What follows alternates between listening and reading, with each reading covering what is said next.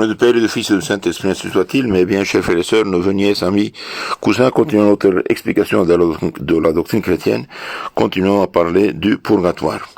Nous avons dit dans les causeries antérieures qu'au moment de la mort, toutes les âmes qui sont mortes, qui ont laissé ce monde plutôt avec péché mortel, tombent dans l'enfer, et tous ceux qui sont confessés, repentis, réconciliés avec Dieu, se sauvent. Les pénitents et les innocents vont droit au ciel, les autres passent par un lieu de purification qu'on appelle le purgatoire. Dans le deuxième livre des Maccabées, chapitre 12, 42-46, on voit que Judas Maccabée fait une collecte pour faire des sacrifices pour les péchés des défunts. Et Jésus, notre Seigneur, dit, celui qui parlera contre le Saint-Esprit ne sera pardonné ni dans cette vie, ni dans la vie future. Saint Matthieu 12, 32. S'il y a des choses qui ne se pardonnent jamais, il y a d'autres qui se pardonnent. Et Saint Paul, 1 Corinthiens 3, 15, il dit, eh bien, et que quelques-uns seront sauvés, mais comme en passant par le feu. Aujourd'hui, nous allons voir comment les fidèles vivants peuvent secourir les âmes de purgatoire. Par quels moyens? Eh bien, par le saint sacrifice de la messe, bien sûr, le premier de tous, par les bonnes œuvres comme le jeûne, l'aumône, la prière, la réception des sacrements et les indulgences. Les pauvres âmes de purgatoire ne peuvent pas s'aider elles-mêmes car elles ne peuvent plus accomplir des œuvres méritoires. Le temps de la grâce est passé, celui de la distribution est arrivé. Après la mort, personne ne peut plus travailler. Saint Jean 9, 4. Les pauvres âmes ne peuvent donc expier leurs fautes qu'en souffrant les peines imposées par Dieu. Elles sont obligées de vider le calice de leur passion jusqu'à la dernière goutte. Elles sont traitées comme le Fils de Dieu sur le calvaire, auquel, malgré ces horribles tourments, le Père n'envoya aucune consolation, à tel point qu'il s'écria, mon Dieu, pourquoi m'avez-vous abandonné? Mais nous, les vivants, nous pouvons les soulager, nous pouvons aider les défunts, par la Sainte Messe, la prière, l'aumône, les autres œuvres de piété. C'est le saint sacrifice qui leur porte le secours le plus efficace. Il n'y a pas de prière plus efficace pour les défunts que de faire offrir la Sainte Messe, le sang purificateur de Jésus, ainsi que l'offrande à Dieu de la Sainte Communion. Donc la Sainte Messe et la Sainte Communion. Ce ne sont pas les pleurs qui secourent les défunts, mais la prière et l'aumône, dit Saint Jean Chrysostome. Ce n'est pas les pleurs qui secourent les défunts, et même c'est humain de pleurer, mais la prière et l'aumône. Pour guérir de sa vaine douleur une mère qui ne cessait de pleurer son fils, Dieu lui envoya un rêve. Elle vit une troupe de jeunes gens se dirigeant vers une ville magnifique, mais elle n'y vit pas son fils. Il était loin derrière le misérable, fatigué, les vêtements trempés. Interrogé par sa mère, il répondit, je suis mouillé par les larmes inutiles. Je suis mouillé par les larmes inutiles. Pense à donner de l'aumône pour moi, à faire célébrer la Sainte Messe, ainsi je peux avancer. Donc la femme voit des jeunes gens avancer, son fils n'avance pas, il est mouillé, souillé, trempé. Interrogé par sa mère, il répondit, je suis mouillé par tes larmes inutiles, pense à donner de l'aumône et faire célébrer la messe pour moi, c'est mieux que de pleurer. La mère, en se réveillant, changea ses stériles regrets contre un amour chrétien.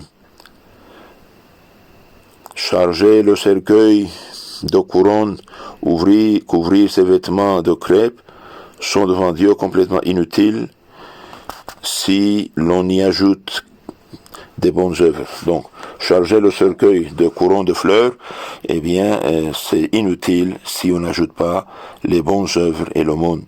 Il vaudrait mieux convertir en aumône ces marques superflues de deuil. Les prières tirent d'ailleurs leur valeur, non de leur longueur, mais de leur piété.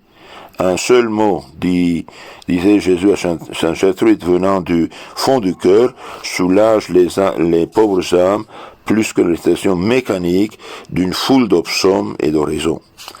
Donc, penser sur ce qu'on dit, intérioriser la prière, mettre son cœur dans ce qu'on dit, comme un peu d'eau pure où l'on frotte sérieusement ses mains, les purifie plus qu'une masse d'eau qu'on y jette au hasard. Il ne s'ensuit pas qu'une courte prière en pater suffise pour délivrer une âme, car Dieu serait cruel de retenir dans les peines à cause d'un pater omis des âmes pour lesquelles il va verser son sang.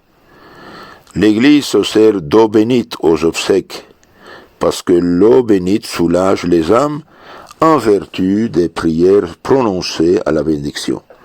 Donc pourquoi on jette de l'eau bénite sur la tombe et sur le cercueil par exemple? Parce que l'eau bénite soulage les âmes en vertu des prières prononcées à la bénédiction.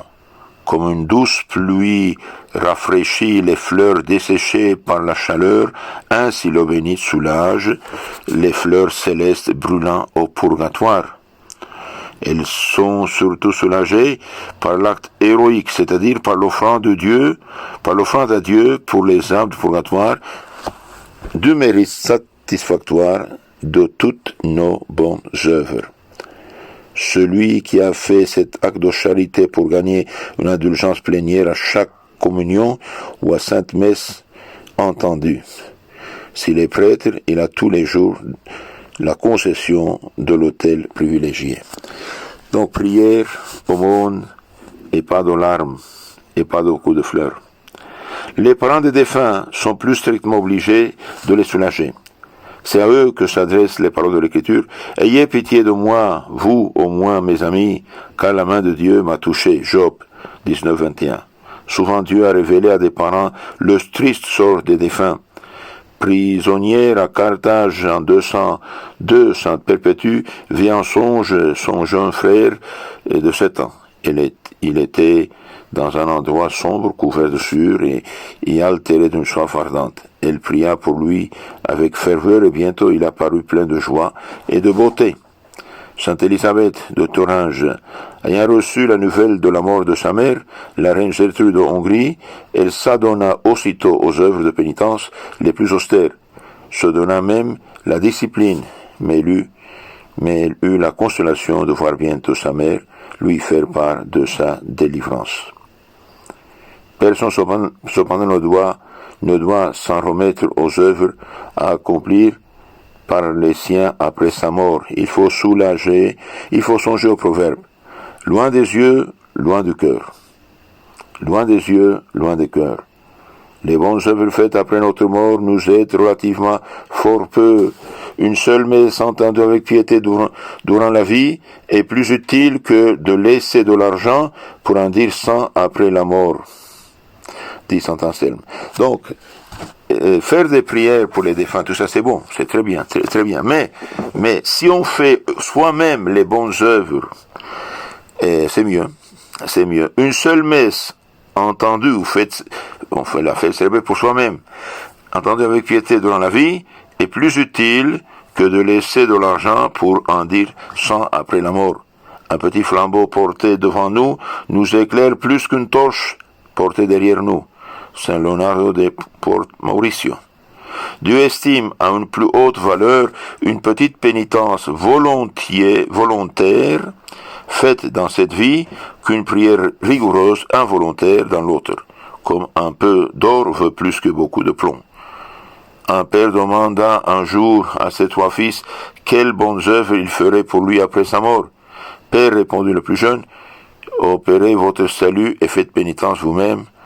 Nos prières ne peuvent vous aider. Bien dit. On doit faire soi-même ces pénitences. C'est beau de prier, c'est bien de faire le monde, c'est bon de faire la messe pour téléphone. Tout ça c'est bon. Mais si on le fait soi-même, c'est encore mieux. C'est encore mieux. Donner des aumônes, faire du jeûne, faire des prières, faire célébrer la Sainte Messe pour soi-même, et si possible assister. C'est encore beaucoup mieux.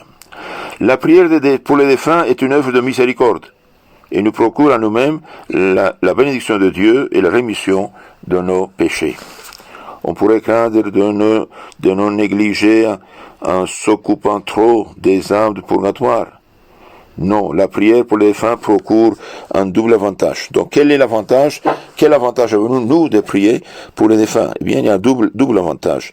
Elle est utile aux morts et utile à celui qui l'a fait. Utile à celui qui l'a fait aussi. Donc, c'est très important ça aussi. Celui qui a pitié des pauvres âmes trouvera en Dieu un juge miséricordieux selon la parole de Jésus. Bienheureux les miséricordieux, car ils obtiendront miséricorde. Saint Matthieu 5,7. Le Christ regardera au jugement chaque œuvre de miséricorde comme faite à lui-même. Les défunts se montreront reconnaissants pour leur bienfaiteur, surtout au moment de leur entrée au ciel.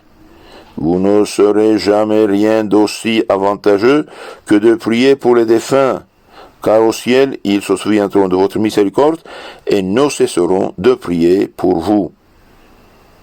Judas Maccabée obtint une récompense admirable pour les sacrifices qu'il fit offrir pour les guerriers morts. Jérémie et Onias, le prêtre Onias du temps des Maccabées, lui apparurent et lui remporta une brillante victoire sur Nicanor, 2e Maccabée 12. Les pauvres âmes que nous aurons délivrées par nos prières intercéderont au ciel pour nous, afin que nos sacrifices toujours davantage soient d'utilité pour nous. Les pauvres âmes que nous aurons délivrées par nos prières intercéderont au ciel pour nous, afin que nous sanctifions toujours davantage et qu'après notre mort, nous soyons nous-mêmes bientôt délivrés du purgatoire. C'est une pensée sainte et salutaire de prier pour les morts, afin qu'ils soient purifiés de leurs péchés, dit la Bible. 2e livre des Maccabées, chapitre 12, 46. Donc, mes chers frères et sœurs, amis, donc nous avons dit que le purgatoire, c'est un lieu de purification où les âmes des défunts passent en temps selon leur péché, et ils sont aimés de Dieu. Dieu veut leur délivrance et veut que nous les aidions. Alors pourquoi ils ne peuvent pas se libérer? Parce que le temps de mériter ou de pécher, c'est fini. Après la mort, on ne peut plus faire ce que nous faisions à la terre. Les âmes expient au purgatoire, ou bien leurs péchés véniels, ou bien les peines temporelles des péchés mortels remis par l'absolution, mais pour lesquels elles n'ont pas suffisamment fait pénitence. Les souffrances des âmes du purgatoire consistent dans la privation de la vue de Dieu et dans de grandes douleurs. La rigueur et la durée des peines du purgatoire sont en raison de la gravité du péché. L'existence du purgatoire, nous avons dit, est démontrée par les enseignements de Jésus-Christ, chapitre Saint Matthieu 12, 32, surtout par l'usage de la doctrine de l'Église. Il est remarquable du reste que presque tous les peuples de l'univers croient à l'existence du purgatoire. La raison elle-même nous indique qu'il y en a et doit avoir un. Comment nous devons aider les défunts? Les fidèles vivants peuvent secourir les âmes du purgatoire par le sacrifice de la messe, par les bonnes œuvres, le jeûne, l'aumône, la prière, la réception des sacrements et les indulgences. Les parents des défunts sont plus strictement obligés de les soulager, et la prière pour les défunts est une œuvre de miséricorde et nous procure à nous-mêmes la bénédiction de Dieu et la rémission de nos péchés.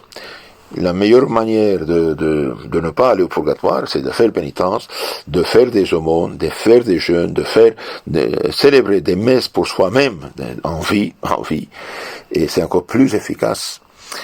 Demandons au bon Dieu miséricorde pour nos péchés et tâchons de ne plus pécher jamais, parce que pour une parole oiseuse, nous devons donner des comptes. Et ayons pitié des pauvres âmes. Tout ce que nous faisons pour elles, eh bien, retourne en bénédiction pour nous dans cette vie ou dans l'autre. Que Dieu vous bénisse, la Sainte Vierge vous garde, et ayez la charité de vous souscrire à notre canal et de renvoyer ces causeries à vos contacts. Merci beaucoup.